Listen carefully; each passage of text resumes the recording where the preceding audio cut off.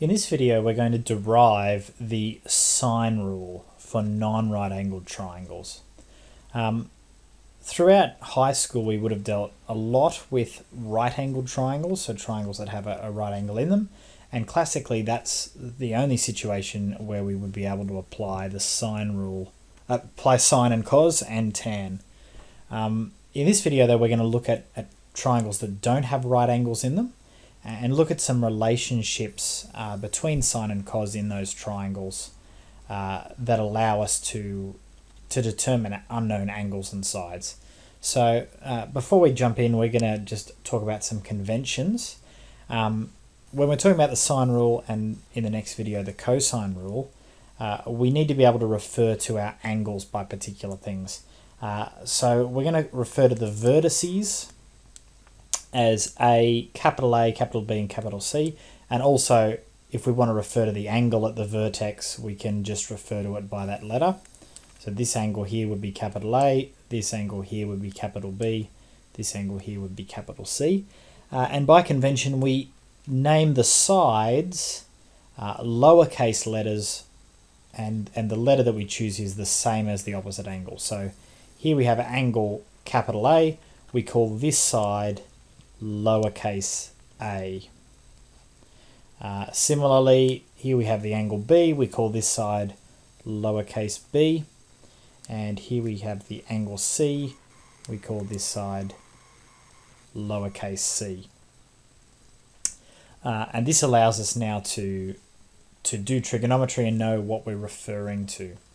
Now, the sine rule we can derive by taking the line through angle B that's perpendicular to the side B. So I'm just going to draw this line in here, mark these angles, and now we have two right-angled triangles.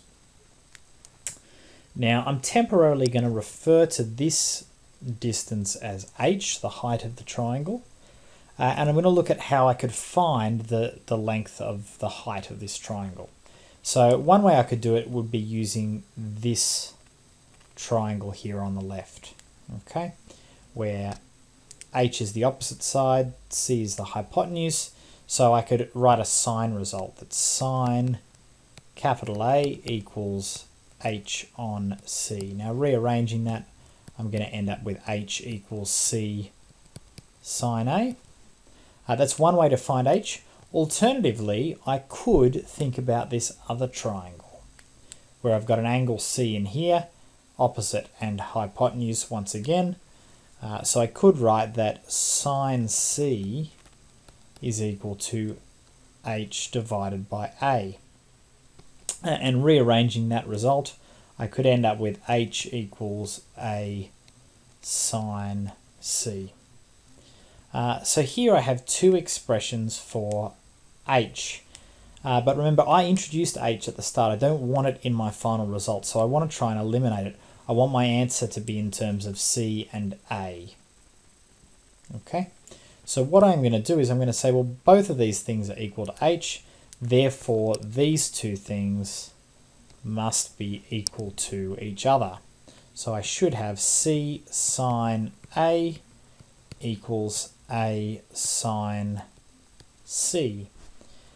And to rearrange this, I can rearrange this. I'm going to divide by sine A, and then I'm going to divide by sine C, and I'll end up with C divided by sine big C equals A divided by sine big A. And this is what is called the cosine rule. Okay, it's the relationship between sides and angles in non-right angled triangles.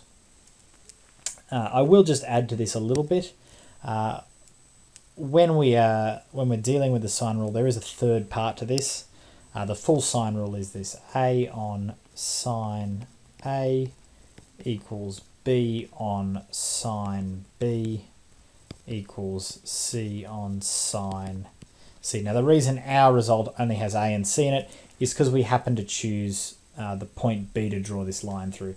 But I could repeat this process through C and through A and prove the same things with B as well. So all three of these ratios are the same.